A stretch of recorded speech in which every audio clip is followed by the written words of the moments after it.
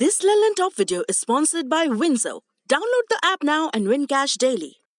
घर बैठे बोर हो रहे हो तो क्यों ना एक गेम खेली जाए। भारत के best gaming platform WinZO app पे यहाँ पे आप अपना फेवरेट स्पोर्ट खेल सकते हो एंड जीत सकते हो बहुत सारा रियल कैश जो आप अपने बैंक अकाउंट, यूपीआई या पेटीएम वॉलेट से विड्रॉ भी कर सकते हो इंस्टेंटली। यूपी में एनएसए यानी राष्ट्रीय सुरक्षा कानून रासुका लगाए जाने के तरीके पर सवाल उठते रहे हैं और अब फिर उठ रहे हैं। इसे लेकर लगातार योगी सरकार की आलोचना भी होती रही है। अब एक मीडिया इन्वेस्टिगेशन जांच से खुलासा हुआ है कि रासुका लगाने के लिए प्रदेश भर में एक ही तरह के आधारों का इस्तेमाल किया गया है। कोर्ट ने भी इस कानून को इस्तेमाल करने के तरीके पर कई बार सवाल उठाए हैं। बता दें कि रासुका सरकार को ये ताकत देती है कि वो किसी को भी बिना औपचारिक आरोपों और ट्रायल के अरेस्ट कर सकती है। अब आपको बताते हैं कि इस इन्वेस्टिगेशन में क्या बातें सामने आई हैं। अंग्रेजी अखबार इंडियन एक्सप्रेस ने कोर्ट में दर्ज रासुका के मामलों का अध्ययन किया, जिसमें यह देखा गया कि इन मामलों में एक खास तरह का पैटर्न यानी कि स्वरूप है। मिसाल के तौर पर पुलिस की अलग अलग एफआईआर में डिटेल्स हूबहू कट पेस्ट यानी मिलती जुलती हैं और किसी को हिरासत में लेने के आदेश जिलाधिकारी से लिए गए हैं। तो ये दिखाता है कि आरोपियों को हिरासत में लेने के लिए सही प्रक्रिया को फॉलो नहीं किया गया। आरोपियों की जमानत को रोकने के लिए कानून का बार बार इस्तेमाल किया गया।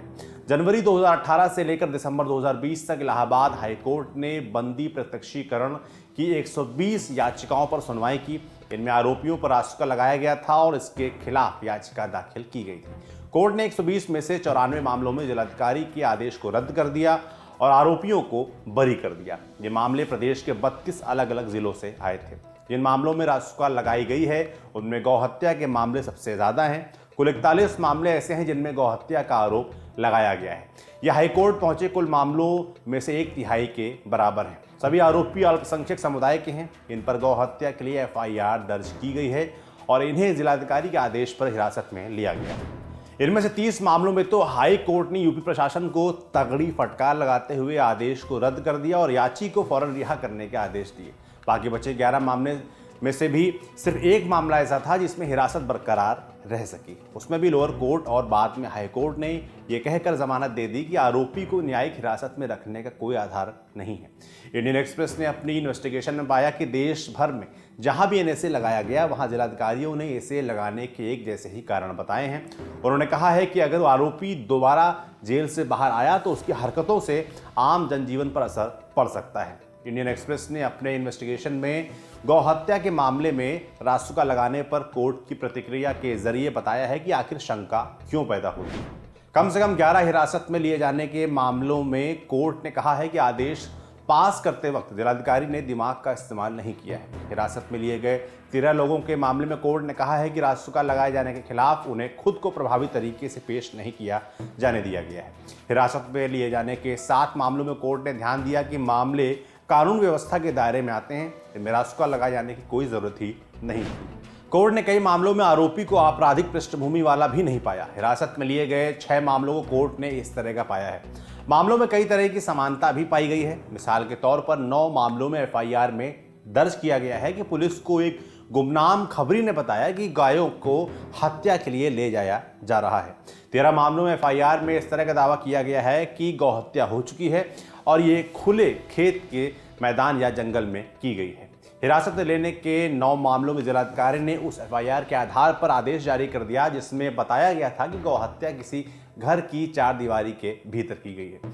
5 ऐसे मामले हैं जिसमें जिलाधिकारी ने उस एफआईआर का सहारा लिया था जिसमें कहा गया था कि गौहत्या दुकान के बाहर की गई है। गौहत्या से जुड़े 42 मामलों में इलाहाबाद हाईकोर्ट की 2-2 जजों की 10 बेंचों ने फैसला दिया। इसमें कुल 16 जज शामिल थे। अब जानते हैं कि यूपी सरकार का क्या कहना है। इस पूरे मामले पर इंडियन एक्सप्रेस ने उत्तर प्रदेश सरकार से भी सवाल किया है। अखबार ने इस बाबत विस्तृत सवाल उत्तर प्रदेश के मुख्य सचिव आर.के. तिवारी को भेजे। इनमें पूछा गया है कि जिलाधिकारियों द्वारा जारी किए गए आदेशों को हाईकोर्ट में रद्द किए जाने के बाद क्या कुछ सुधार किया गया है। मुख्य सचिव से यह भी पूछा गया है कि कोर्ट के आदेश से ये नहीं लगता कि जिलाधिकारियों के रासुका लगाने के अधिकारों पर सख्त नजर रखी जाए। उनसे मामलों में सरकार द्वारा दोबारा अपील किए जाने के बारे में भी पूछा गया है।